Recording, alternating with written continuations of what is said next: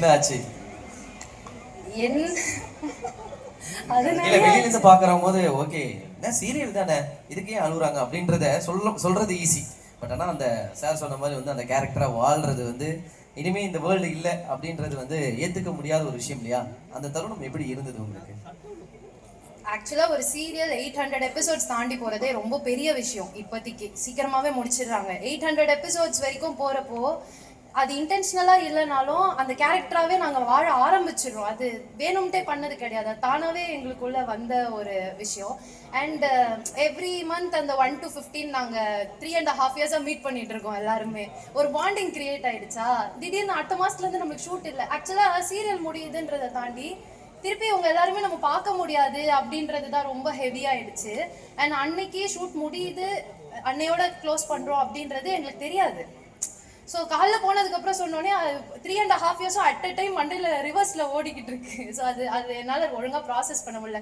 In fact June 26 எங்களோட last telecast. இப்போ இன்னும் ஒரு வாரத்தில் திருப்பி ஜூலை 26 வந்துடும்.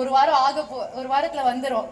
எங்களுக்கு இப்போ வரைக்குமே we can't accept that it is over, இதுக்கப்புறம் இல்லை அப்படின்றது எனக்கு சொல்றதுக்கே ஒரு மாதிரி தான் இருக்கு. இந்த ஃபர்ஸ்ட் டைம் சொல்லியிருப்பாங்களே எபிசோடு வைண்ட் அப் பண்றோமா, இதோட வந்து சீரியல் க்ளோஸ் பண்றோம்னு, அந்த வார்த்தை கேட்டவொடனே எப்படி இருந்துச்சு? சார் வந்து ஒரு 1.5 இயர்ஸ் முன்னாடி நல்ல ஒரு ஸ்டோரி லைன் போயிட்டு இருந்துச்சு. அப்போ திடீர்னு வந்துட்டு என்னம்மா ஒரு நாள் இது முடியதா போகுது, இதுல என்ன இருக்கு அப்படின்னோடனே அவள்தான் அவர் சொன்னதுக்கு அடுத்த செகண்டே கண்ணில் தண்ணி இருந்துச்சு. அவரு என்ன லைஃப் லாங் மகாநதி நடிச்சுட்டே இருக்கலாம்னு நினைக்கிறீங்களா நீங்க அப்படின்னாரு.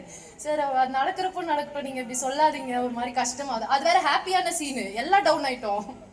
அப்புறமா கொஞ்சம் கொஞ்சமா அது அப்பையிலேருந்து ப்ராசஸ் ஆச்சு. இப்போ ஒரு மார்ச்லேயே வந்து சொன்னாங்க இந்த மாதிரி க்ளோஸ் பண்ண போறோம் அப்படின்னு. So we are expecting it. But எப்போ நடக்க போகுதுன்னு தெரியல.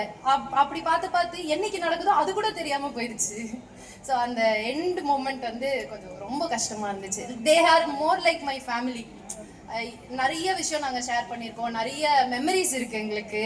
நீங்கள் டிவியில் பார்க்கறது மேபி ஒரு 10% தான், மிச்சம் இருக்க 90% நாங்கள் கிரியேட் பண்ண மெமரிஸ். ஒவ்வொருத்தர் கூடயும் அவள் இப்போ அங்கே நின்றுட்டு எனக்கு அக்கா இல்லைன்னு நான் ஃபீல் பண்ணிட்டு இருக்கேன் அப்படின்றப்போ நான் கீழே சொல்லிட்டு இருந்தேன், நான் சொல்லட்டுமா ஷா நான் இருக்கேன் அப்படின்னு. ஸோ அந்த மாதிரி இருந்துட்டு இப்போ ஒரு மாதிரி கஷ்டமாக தான் இருக்குது. புரியுது.